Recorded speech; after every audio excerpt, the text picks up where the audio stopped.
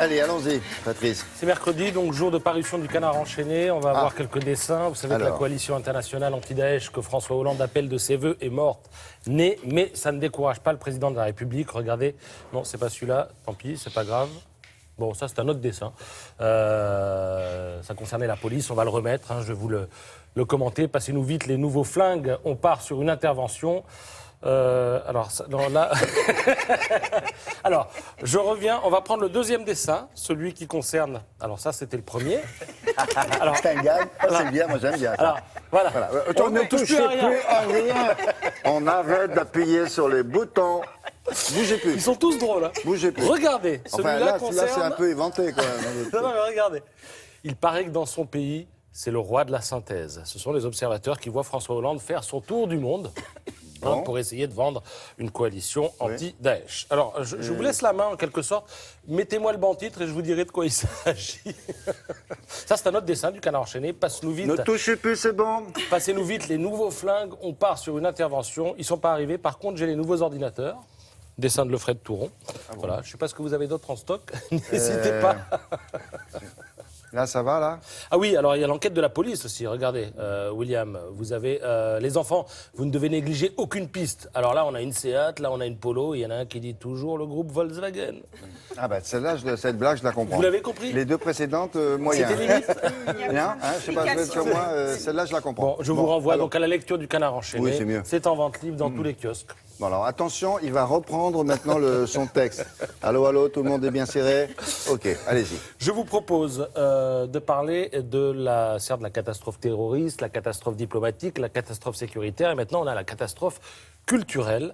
Les producteurs de spectacles musicaux tirent la sonnette d'alarme. Ils réclament une aide de 50 millions d'euros. Depuis les attentats, les ventes de billets ont chuté de 80% par rapport aux tendances habituelles. C'est en général à cette époque de l'année que les spectateurs achètent leurs billets de Noël. Donc la chute est particulièrement brutale pour les spectacles musicaux, disent-ils ce matin dans le Parisien. Et puis les producteurs ont dû embaucher aussi des agents de sécurité supplémentaires.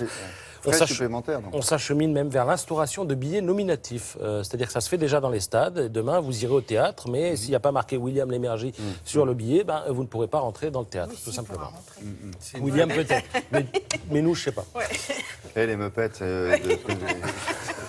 Oui, je peux bien faire Peggy ou Kermit, mais pas les deux vieux. Hein. Ah non, pas les deux vieux. On passe au suivant. Petite question, oui, qui c'est? La dernière. Hein. Oui, qui c'est? Je vous pose la question. Qui est cette star méconnaissable avec un crâne chauve et un Johnny regard Depp, de psychopathe? Johnny Depp. Effectivement, Johnny Depp, il joue le rôle d'un gangster redoutable dans les années 70, un certain James Bulger. Le titre du film, Strictly Criminal. Le film raconte comment un agent du FBI passe à un arrangement avec un gangster. Tu me donnes des infos sur la mafia et moi, je te laisse mener tes activités criminelles. En tout cas, il est méconnaissable. Ça sort, je crois, aujourd'hui. Tout est dans le Parisien. Merci beaucoup. Un petit mot de Laura du Web. Une innovation, me dites-vous, qui passe inaperçue ou qui va pas faire parler d'elle? Non, qui ne va pas passer inaperçue.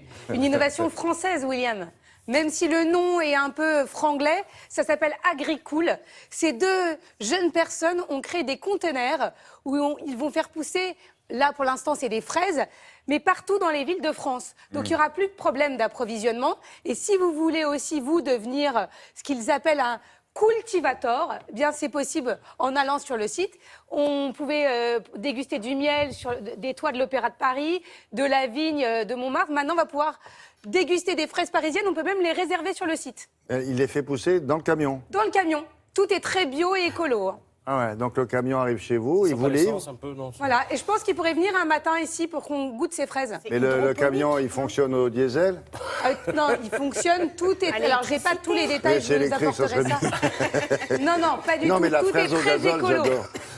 Très bien. Je vous dis que tout est très les écolo, deux garanti. comme une bonne idée. Non, on plaisante, les jeunes gens, mais non, bien sûr. Non, ils ont beaucoup de talent et qui viennent et nous faire goûter leurs fraises, on sera ravis. Ah oui, avec le camion. Merci le camion. beaucoup.